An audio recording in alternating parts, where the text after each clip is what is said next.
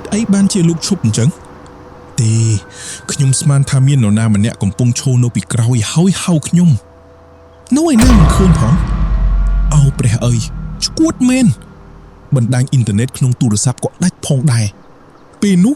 ទូរស័ព្ទអ្នកបើកកង់3ក៏រោឡើងអាឡូបាទរាវីប្រាប់ប៉ាមកតើមានរឿងអ្វីកើតឡើងតើគូនមានសុវត្ថិភាពទេគូនមានអារម្មណ៍ថាខ្លាចណាស់ប៉ាគូនសើមជូកពាក់កណ្ដាលខ្លួនហើយទឹកជន់ខ្លាំងណាស់បាទប៉ាកូនខ្លាចណាស់រាវីកុំខ្លាចអីប៉ាកំពុងទៅរកកូនតើប៉ានឹងមកផ្ទះដោយរបៀបណាបើទឹកលិចបែបនេះគ្មានកន្លែងណាសម្រាប់នរណាម្នាក់ក្នុងគ្រាដែលទឹកជំនន់ខ្លាំងនោះទេរាល់រដូវភ្លៀងទំនប់ទឹកត្រូវបានបាត់ហើយជនរងគ្រោះគឺជាប្រជាជនស្លូតត្រង់នៅតំបន់ងាយរងគ្រោះទឹកបានកើនឡើងខ្លាំងណាស់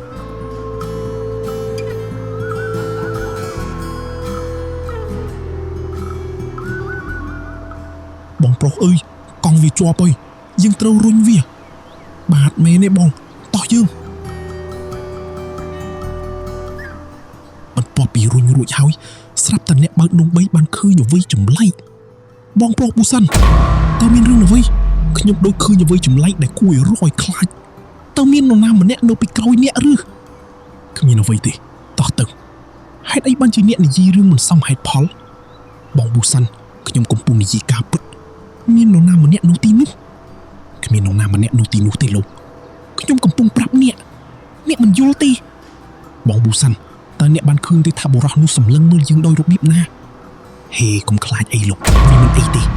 បើកង់3ទៅដោយស្ងៀមស្ងាត់ហេតើមានរឿងអ្វីហេតុអីបានជាអ្នកឈប់កង់3អោព្រះអើយយើងមិនអាចទៅមុខទៀតបានទេពីចំណុចនេះតើយើងត្រូវធ្វើអ្វីឲ្យលោកនេះប៊ូសាន់ប៉ុន្តែយើងត្រូវតែទៅដល់ផ្ទះណាបាទប៉ុន្តែយើងត្រូវតែទុកកង់3ចោលនៅទីនេះហើយយើងមិនអាចបើកទៅមុខបានទៀតទេប្រសិនបើយើងនៅទីនេះយូរពេកវានឹងក្លាយជាបញ្ហានៅពេលដែលទឹកជន់លិចខ្លាំងផ្ទះរបស់ខ្ញុំប្រកាសជាលិចបាត់ទៅហើយគូនប្រកាសជាភ័យខ្លាចខ្លាំងណាស់ពេលនេះអ្នកទៅចុះទុកកង់3ចោលនៅទីនេះហើយបាទបង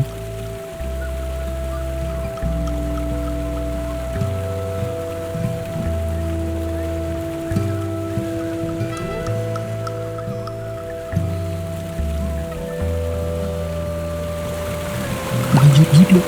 ទឹកហូរខ្លាំងណាស់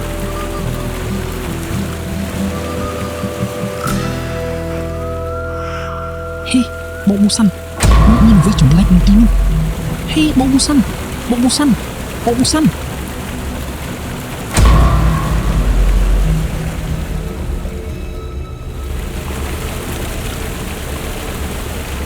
ជួយខ្ញុំផងលោកមានខ្មោចទឹកនៅទីនេះវាកំពុងតែចាប់ជើងខ្ញុំហើយបងប៊ូសាន់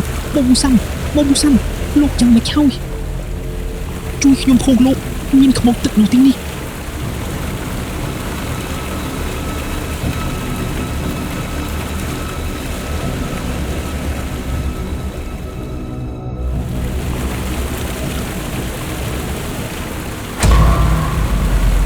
ជួយខ្ញុំផងលោកវាកំពុងតែចាប់ជើងខ្ញុំហើយប៉ុន្តែខ្ញុំមិនមានភាពក្លាហានក្នុងការចុះទៅក្នុងទឹកដើម្បីជួយគាត់ឡើយបើភាពភ័យខ្លាចដោយមិនបានគិតអ្វីទាំងអស់ក៏ចាប់ផ្ដើមរត់ចេញពីទីនោះព្រោះគាត់ដឹងថាដោយការនៅក្បែរទឹកវានឹងមកម្ដងទៀតហើយក៏បើកកង់3គាត់ក្រឡប់ក្រោយវិញ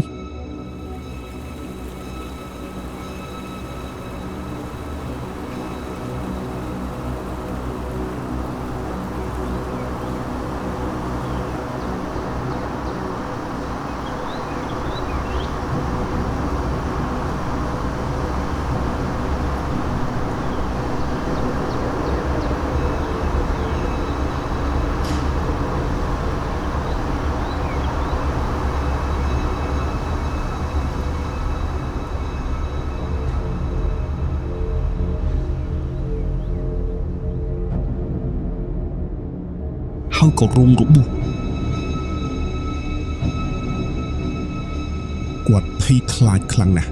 ទើបគាត់ចាប់ផ្ដើមរត់ដោយមិនយកអ្វីឡើយនៅពេលកំពុងរត់ខ្មោចទឹកនោះកំពុងតែតាមគាត់រហូតប៉ុន្តែគាត់មិនដឹងថាខ្មោចទឹកនោះតាមប្រមាញ់គាត់ឡើយ រហូតដល់វាមកដល់ជើងរបស់គាត់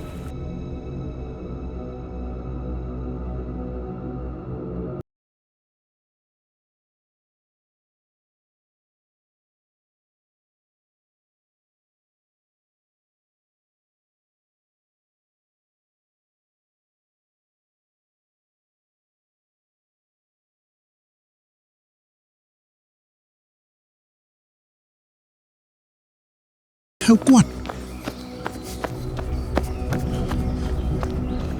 អាគីលេអាគីលេអាគីលេ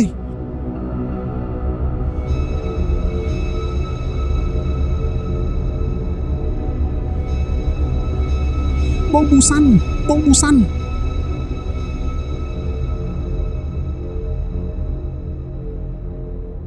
គ្មានអ្វីកើតឡើងចំពោះខ្ញុំទេសូមអភ័យទោសឲ្យខ្ញុំផងបងប៊ូសាន់ខ្ញុំភ័យខ្លាចខ្លាំងណាស់បងប៊ូសាន់យើងត្រូវតែចេញពីទីនេះតើអ្នកដឹងទេថាមានអ្វីកើតឡើងក្នុងទឹកបងប៊ូសាន់យើងនឹងនិយាយអំពីរឿងនេះនៅពេលព្រឹកបោះយើងបួងសួងដល់ព្រះនៅយប់នេះយល់ព្រមមិនអីទេកុំបារម្ភពីរឿងនោះប៉ុន្តែខ្ញុំពិតជាបារម្ភពីកូនណាស់តោះទៅផ្ទះ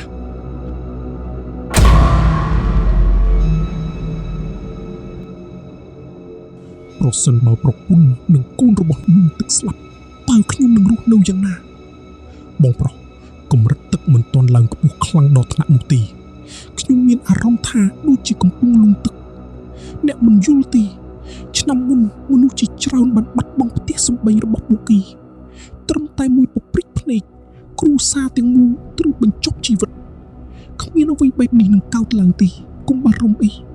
ប៉ុន្តែពួកយើងកំពុងទៅផ្ទះរបស់យើង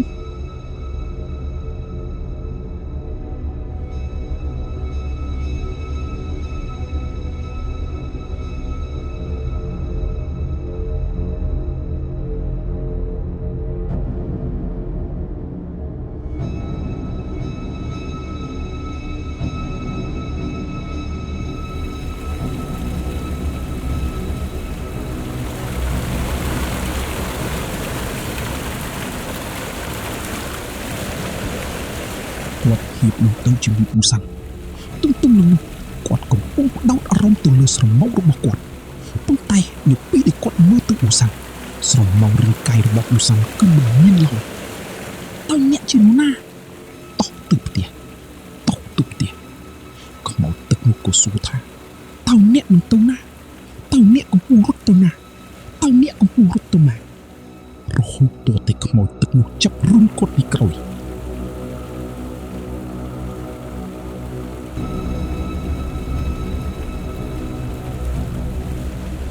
ហើយក៏បានលុបទឹកបាត់ទៅ